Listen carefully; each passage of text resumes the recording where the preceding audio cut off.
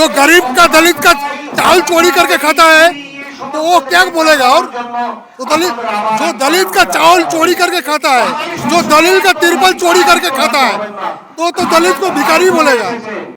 अरे उससे भी गरीब आदमी तो वो लोग है, टीएमसी वाले लोग, जो चावल चोरी करके खाता है। आदमी का जो छत का जो तिरपल होता है ना, उसको बेच करके खाता है। वो दलित से भी दलित गरीब है वो लोग। उनकी माथा खराब हो गई तो अब क्या करेंगी। वो तो समझ रही है कि अब हार रहे हैं, यहाँ से हम चले जा रहे हैं, अब क्या कर पाएंगे, कुछ नहीं। इसीलिए सब बवाल कर रही है। अभी जो यहाँ पे इलेक्शन चल रहा है 5वें चरण के लिए, और अंबेडकर जयंती भी है आज। दूसरी तरफ टीएमसी के जो एक उम्मीदवार हैं वो कह रहे हैं कि जो दलित हैं वो स्वाभाविक भिखारी हैं। क्या कहें, क्यों अपमान किया जा रहा है?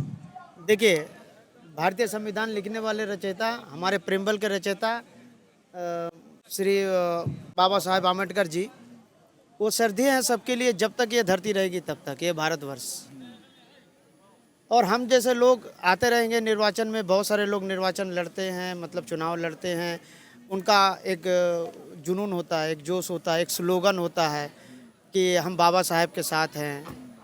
आप देखेंगे कितने निर्दलीय करोड़पति अरबपति है, क्या वो निर्दलीय के लिए कुछ किए या फिर किसी गरीब तबके के लिए कुछ कर रहे हैं? नहीं कर रहे हैं।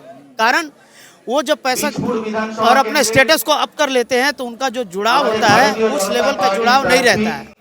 इसी वजह से आज देश में हम लोग, ये भारतीय जनता पार्टी जब ये सरकार बनाएगी तो जात पात धर्म विशेष ऐसा कुछ नहीं है। ऐसी मान्यताओं को हम लोग रद्द करने, खत्म करने की कोशिश कर रहे हैं, ताकि हम जनता के बीच में जब जाएं, पहुंचे, तो हमारा ये संदेश हो, हम उस चीज को लोगों तक पहुंचा सके कि कोई भी जाति विशेष, धर्म विशेष इस भारतवर्ष में मोदी जी जब तक हैं तब तक भारतीय जनता पार्टी भेदभाव नहीं रखेगी। देखिए, टीएमसी की सरकार 10 साल से राज कर रही है। वो जब मार्क्सवादी कम्युनिस्ट पार्टी से जब ये सरकार अपने हाथ में सत्ता में ली थी, बदलाव, तो कहीं ना कहीं हम लोगों ने भी इनको वोट दिया था।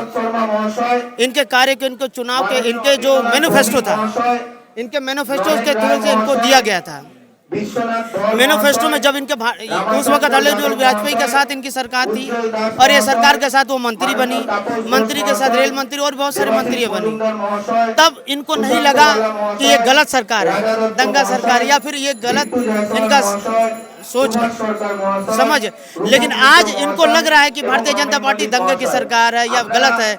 लेकिन भारतीय जनता पार्टी ये प्रमाण कर चुकी है, प्रूफ कर चुकी है कि भारतवर्ष में यशस्वी प्रधानमंत्री, ऐसे प्रधानमंत्री आप भी जानते हैं, आप मीडिया में हैं, आपने बहुत सारे लोगों का प्रोग्राम किया होगा तो आपको मालूम होगा कि बहुत सारे लोगों से ये सुने होंगे, पूरे भारतवर्ष में, पूरे विश्व में यशस्वी प्रधानमंत्री से नरेंद्र मोदी जी, ऐसा प्रधानमंत्री अभी तक नहीं मिले हैं। अब पूरे विश्व को जोड़कर, पूरे विश्व के भलाई के लिए, समाज के उन्नयन के लिए, उन्नयन के लिए वो हर समय तत्पर रहते हैं।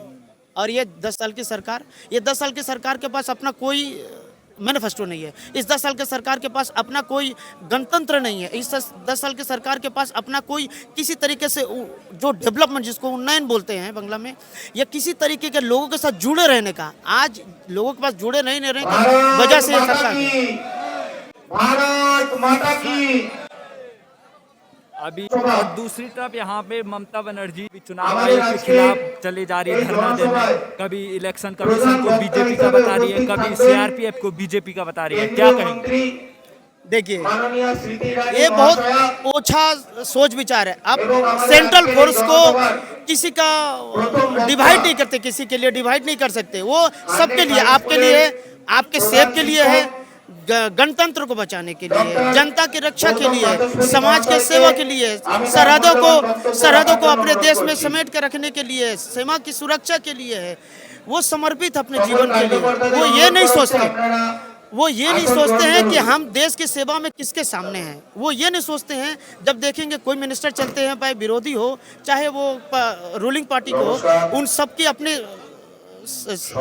सेवा देते हैं तो इसका मतलब ये नहीं कि सेना किसी के विरुद्ध में, ये अपनी अपनी सोच है, मानसिकता है, और छोटी मानसिकता, छोटे लोग छोटी तरीके की सोच से ये बात पैदा होती है, ये एक सोच पैदा होता है, और इस सोच के ऊपर आप जितना भी कटाक्ष करेंगे इससे कुछ अंतर उस नीचे स्तर के सोच विचार के लोगों पर नहीं आता है। बाबा साहब भीमराव अंबेडकर जी की 130वीं जयंती है, क्या लग रहा है बंगाल में कुछ दलितों के जो जीवन सुधार में कुछ काम हुआ या नहीं हुआ पिछले साल? देखिए, मैं तो यहाँ अभी चुनाव आना है, हो रही है, हम जीतेंगे, मैं हमारा मैनिफेस्टो में काम होगा, हम करेंगे। अब यूपी का देख लीजिए, यूपी में दलितों के लिए क्या क्या हो रहा है, क्या टॉयलेट बना, या उनके लिए जो पैसे के आवंटन हुआ, या जमीन अधिग्रहण के लिए जो उनको देना था वो मिला, या दलित जो किसान है या दलित पिछड़े हैं, क्या उनके लिए मोदी जी ने कुछ किया? अगर किया हो तो आपको मालूम होगा कि आप मीडिया में है तो आपको इस तरीके से पूरी जानकारी होगी। तो हमारा मैनिफेस्टो में गरीबों के लिए ही है, गरीबों की सरकार ही है। आज लोग जिस चीज के बारे में सोच रहे हैं कि गरीबों, अति पिछड़ा और पिछड़े लोगों के लिए, तो अति पिछड़े लोगों के लिए मोदी जी नहीं काम कर रहे हैं। अब किसी भी प्रधानमंत्री को उठा के देख लीजिए, कहीं कुछ ऐसा हो, कहीं भी ऐसा कोई हो कि दलित पिछड़े के लिए वोट लेने के लिए, राजनीति करने के लिए सारे, लेकिन आज मोदी जी है कि उनके दूसरे टर्म में भी कोई भी दलित अपने आप को पिछड़ा, अपने आप को शोषित, अपने आप को किसी तरीके से कमजोर नहीं समझ रहा है। यही बात है। क्या मैसेज देंगे बंगाल की जनता को आप? देखिए, मैं भी इस धरती पे जन्म हुआ हूँ, मेरा भी इस धरती में जन्म हुआ है। मैं आपको एक ही बात अपने माध्यम से बोलना चाहता हूँ कि भारतीय जनता पार्टी ये कोई एक आम पार्टी या फिर कोई दलीय पार्टी नहीं है, एक संगठनिक पार्टी है। इस पार्टी का अपना एक प्रोटोकॉल है, इस पार्टी का अपना एक संविधान है, इस पार्टी का अपना लोगों के साथ जुड़ाव है। यहाँ पर काम करने वाले कार्यकर्ता सिर्फ कार्यकर्ता नहीं होते हैं, जो मातृभूमि से जुड़े होते हैं, मातृभूमि से उनका लगाव होता है, प्यार होता है, तभी वो भारतीय जनता पार्टी को मन से और दिल से काम करते हैं। हम यही बोलना चाहते हैं कि जो भी भाई तृणमूल करे या सीपीएम करे, कोई भी पार्टी कर रहे हैं, आप अगर देश को उन्नति के राह पे देखना चाहते हैं, शिखर पे देखना चाहते हैं, बंगाल को सोना बांग्ला बनाना चाहते हैं, तो आप आए, हमारे साथ हाथ में हाथ मिलाएं, अब भारतीय जनता पार्टी की सरकार बनाएं, और आप खुशी से भारतीय जनता सरकार में आए, ताकि आप भी नागरिक बन के अपना हक के लिए लड़ाई लड़ सकें, दूसरों को हक दिला सकें। टीएमसी का कोई अस्तित्व ही नहीं है, पश्चिम बंगाल में कोई अस्तित्व नहीं है। ठीक है, भारतीय जनता पार्टी आने वाली है, हम लोग की सरकार 200 के पार जाएगी। भारतीय जनता पार्टी और सरकार बनाने जा रही है। तो क्या लग रहा है, ममता बनर्जी के जो विधायक है, ममता बनर्जी है, वो चुनाव आयोग के खिलाफ धरना दे रही है, सीआरपीएफ के खिलाफ धरना देती है, क्या लग रहा है, क्यों कर रही ममता? उनकी तो माथा खराब हो गया है ना, उनकी माथा खराब हो गई, तो अब क्या करेंगी? वो तो समझ रही है कि अब हार रहे हैं, यहाँ से हम चले जा रहे हैं, अब क्या कर पाएंगे? कुछ नहीं, इसीलिए सब बवाल कर रही है। स्मृति ईरानी जी आ रही हैं, हम लोग जानते हैं यहाँ पर भारतीय जनता पार्टी जीतेगी, सरकार बनाएगी। टीएमसी नेता दलितों का अपमान कर रहे हैं, क्या कहेंगे? जो लोग खुद नीचा है, वो तो दलित से भी नीचा है, तो वो तो दलित को अपमान करेगा ही। टीएमसी नेता दलितों को भिखारी बता रहे हैं। अरे वो तो खुद भिखारी है, जो गरीब का दलित का चावल चोरी करके खाता है, तो वो क्या बोलेगा? और तो जो दलित का चावल चोरी करके खाता है, जो दलित का तिरपल चोरी करके खाता है, तो दलित को भिखारी बोलेगा। अरे उससे भी गरीब आदमी तो वो लोग है, टीएमसी वाले लोग, जो चावल चोरी करके खाता है। आदमी का जो छत का जो तिरपल होता है ना, उसको बेच करके खाता है। वो दलित से भी दलित गरीब है वो लोग। भिखारी क्यों बताया जा रहा है? अरे वो तो खुद भिखारी है, तो वो तो दूसरे को भिखारी बोलेगा ना। आप अगर भिखारी है तो उससे भी भिखारी हम है, तो आपको छीन के खाते, तो आप हमको तो भिखारी बोलेंगे ना, तो वही बात है। बंगाल में किस तरीके से करप्शन हो रहा है? करप्शन मतलब मत बोल पूछिए कि ये जो करप्शन हो रहा है ना, बहुत छोटा नीच जात का करप्शन हो रहा है। ये लोग अगर सकता है तो आपका पेट से भी खाना निकाल के खा लेगा, इस तरह से करप्शन हो रहा है। क्या चाहते हैं, बदलाव हो बंगाल? हाँ, बदलाव जरूर चाहिए, जरूर होना चाहिए बदलाव। 2 मई को कितनी सीटें आ रही है बीजेपी? कम से कम 250 से 260। क्या क्या प्रॉब्लम है आप बंगाल में, क्या क्या प्रॉब्लम है आपके इलाके में? सबसे बड़ा प्रॉब्लम है जो युवाओं जो है, जो पढ़ा लिखा छात्र है, उन लोगों को नौकरी चाहिए। ठीक है, गरीब आदमी को अच्छा तरह से कोई अच्छा ढंग से काम चाहिए, यही सब प्रॉब्लम है। बहुत अच्छा इंडस्ट्रीज होना चाहिए पश्चिम बंगाल में। लोग देश का रखवाला करता है, उनको भी रखवाला, वो भी इसी देश का है, तो उसको अगर बोलेगा कि इसका वो खरीदा हुआ है, बीजेपी का वो सीआरपीएफ खरीदा हुआ है, तो गलत बात है। वो खुद पुलिस को खरीद कर रखता है, वो सोच के वो बोल रहा है कि सीआरपी को बीजेपी, गलत बात है, ऐसा नहीं होता है। ममता बनर्जी आज कह रही है कि मैं सड़क का लड़ाकू हूँ, सड़क का योद्धा हूँ और मैं लड़के रहूंगी और चुनाव जीतूंगी। ने तो हरदम लड़ रहा, टेंगड़ी पैर टूट गया है, वो फिर भी लड़ रहा है। देखिएगा, एक बार देखा है, वो टूटा हुआ पैर में भी नचा रहा है। तो वो एक्टिंग का लड़ाकू बहुत आदमी है, वैसा उस तरह का ममता बनर्जी का तरह बहुत आदमी है।